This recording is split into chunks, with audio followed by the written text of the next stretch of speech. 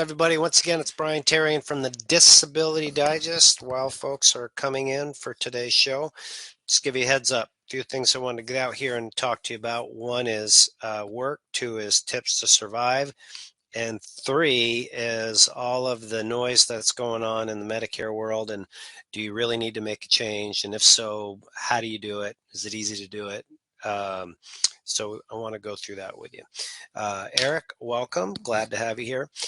The first thing is for work. We've received a lot of questions about can I work? How much can I make and keep my benefits? What is it that I can do for work? So, in no particular order, a few things I want to go over with you. First of all, the Ticket to Work program. Last month, October, was the celebration of the effort to put people with disabilities back to work. I forget the exact title. I just kind of watched and observed from the sidelines.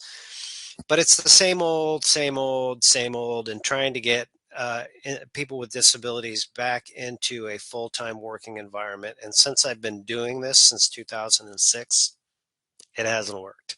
I don't think it's going to work. Definitely not going to work in the format that it is. So I say this to you because if you're curious about the Ticket to Work program, it's the ticket that doesn't work program, in my opinion. And the key reason is this. Most disability recipients are on disability because they can't work. And the focus of this program is to get you back to work on a full-time basis. So going from being disabled and zero back to work at that pace is proven not to work. The statistics are low and they're dumping a bunch of money in it. So um, I don't see it being effective. I don't see it being an effective solution for somebody who is a disability recipient. In addition to that, there's been some recent discovery about those that have actually gone back to work through the Ticket to Work program, where you can go back to work full time, keep your benefits. There's this gradual trending period, but there has been some ridiculous discrepancies in income reporting that have caused people, members here like Juliana, to have her benefits turned off. So, not only is it a program that has its challenges successfully to get people to actually be able to go back to work, the reporting part is really just scary. So, I'll put that below the show notes here. So, what do you do if you want to work? I think it's a fantastic idea if you've followed any of the other videos that I've done to return to work. Here are a few tips, and this is based on others and what I've learned and things that have worked. I would find something that is in line with like what you really can do. Most people that are on Social Security disability benefits, their condition dictates their day. So if you're going to do something or try to do something that is dependent upon you being somewhere at a certain time and doing something, and your condition is not conducive to that, it's not going to work. So you need to find something that's more flexible. Maybe it's driving Uber or Lyft or driving for Grubhub or something like that if you have a car, or maybe it's task orientated work that you can do from home that is not super time sensitive. If you don't feel like doing it in the morning, you can't do it in the morning, you do it in the afternoon. So set yourself up. And even before that, what I've seen work is to have people do internships or volunteer. So they just kind of get acclimated to a work environment on a volunteer basis. And then not only that, once you do volunteer, you can kind of get your confidence up, get your skills sharp, and you can meet people. And those people could introduce you to other people that may have a task or a job or things that you can do. So that's kind of a gradual way into it. So if those are a few steps. Here, our own commercial on this is our business is in part run by our members here. They apply for positions. And if they're hired, they go to work, and they have shifts that are 3-4 hours long. And since we started doing this in 2007, Dennis Barry was our first member, or we call them advocates that work here, that helped make this business work. So I have learned from my own experience what has been successful in others as a business owner. And so I'm making an effort to communicate that to you. So you could certainly apply here, and working here is not for everybody, as any business is. We also partner with a company called NTI at home, who has put, I think, 750 people back to work last year. That's a lot. And they work from home, part-time shifts, similar work environment to what we do. So those are all resources that we have here at the Disability Digest. So if you're a member, contact us. If you're not, join us and ask. I'll go through more about that at the end. So one of the other things that we have in place and are going to grow here is we have a tell a friend program, a refer a friend program. And you can refer friends here. You can earn up to $100 per referral. Your name goes in a drawing as well as the person you referred. And we do periodic drawings for people that are referred, and you get prizes and gift certificates from Amazon, Grubhub, etc. So that is something that if you are active or care to be active in one of the bazillion Facebook groups out there, for example, and answer the questions with information that we have on our YouTube channel and our blog and other resources that we provide you, we give it all away. Then you could answer questions, create relationships, and you could refer people. If you referred 10 or 12 people a month and 2 or 3 of them are folks that we can help, it's going to be like $250 to maybe $400 a month. And you can do that from home anywhere. So I'll put the refer a friend link below the video, and you can keep that, bookmark it. And that is definitely something that's in place now, and you can do it. And there's a lot of people out there that need help, a lot of people that get misinformation. So that's it. The other thing is, I see there's some questions here, and I'll address those when I get done my to-do list, but thank you. We have recently put out some tips to help you reduce your traditional household expenses, like winterization, electric bills, even your internet bill, getting a free phone, tips to survive, medical treatment. Many people find themselves uninsured. They can't get their medical treatment. That causes problems because you can't get your disability benefits. If you're not treated, it's hard to get them. So we have answers to all of that, and that's been published on this channel, but I'm going to put that link below this this replay as well. So that's it. Last thing I want to cover is we are in the peak season of Medicare, and there's a lot of commercials out there that people see. If you're a disability recipient, you're Medicare eligible after you've received 24 payments. So if you got approved for disability and it took you 30 months to receive your decision, then it's likely that you are right away Medicare eligible. So you likely do or you don't. If you don't know, or if you want to know more about it, then you can request help from us. But I want to give you some tips that I have basically just taken all of the information that we have learned through helping people maximize their benefits, and I put it out recently.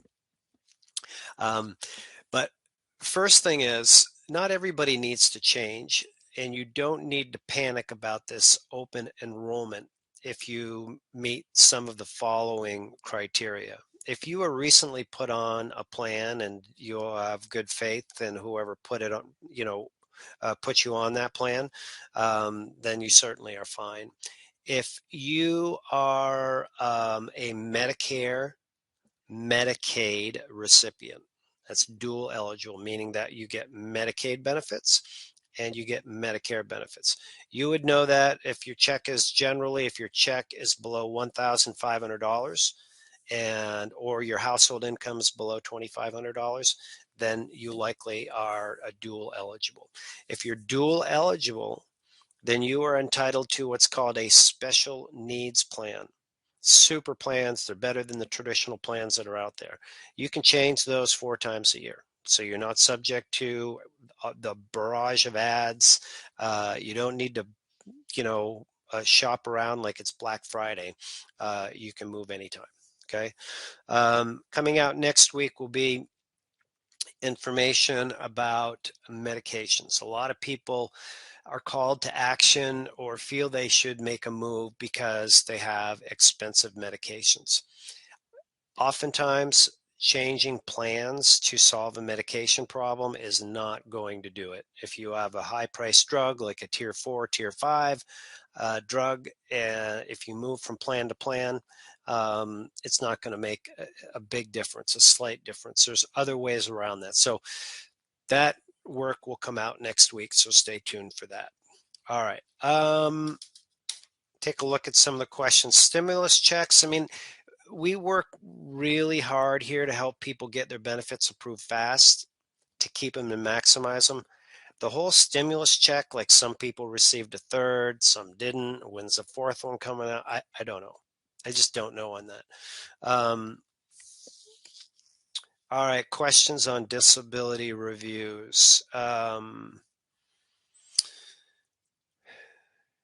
Okay, so here's a question from Rob, good one. If they say that you're going to be reviewed in 3 years, is it 3 years from the date of the approval? It's 3 years from the date that you were awarded. That's what I've been advised, but it's not like clockwork. They're not. But I will say this, as I've covered several times in the last 3 months, ever since the budget was released, the number of reviews is at a all-time high, and it's going up. And the prior work that I've done, I've shown in the budget, the Biden budget that was released, the number of reviews that are done and the number of terminations, the amount of money that they're spending to increase that so they can increase the terminations and save money. So shout out to all. Stay in treatment, right? That's what you want to do. Don't earn too much money. Earning money is totally fine. We've done it for years with people. That's fine. It's when you earn over the limit, it raises a flag, causes a problem. Okay. So here's one from Junior. I was declined SSDI. I'm in the reconsideration phase. If I get scheduled for surgery on my neck, will it improve my chances of getting approved? Not sure what the neck issue is, if it's going to be corrective. Maybe you're not able to work, and part of that is because of a neck issue, and if you have surgery, it's going to correct it. But it's a very limited amount of information. My general suggestion in helping X amount of people get approved is go for it, because the rules for disability approval and general rules are you have conditions, they're being treated by a doctor, and you're not able to work. So if you don't get the surgery, it could go against you, in my opinion, JR. They could say, well, JR, if you got that surgery, you would be able to run 5 miles, lift 150 pounds, all kinds of stuff, right? So I would definitely pursue that. Let's see what else we have here.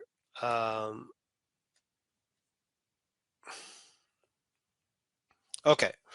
I just simply want to know if I can work and keep it below 940. Yes, absolutely. It goes up to $970 in 2022. So it's going to expand on this a little bit, because if you're working as an employee for somebody else, then the $940, I'll use it as current for this year, is your W-2 income, the amount of W-2 income that you can make. So your paycheck. So you make $940 a month working X amount of hours.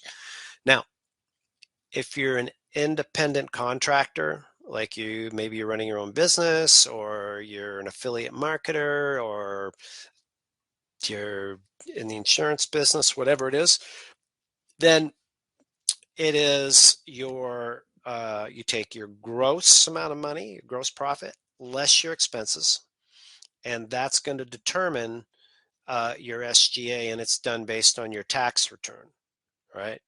So if you gross 10,000, you have 2,000 in expenses, then it's $8,000 that's going to be looked at as the amount that goes towards your SGA.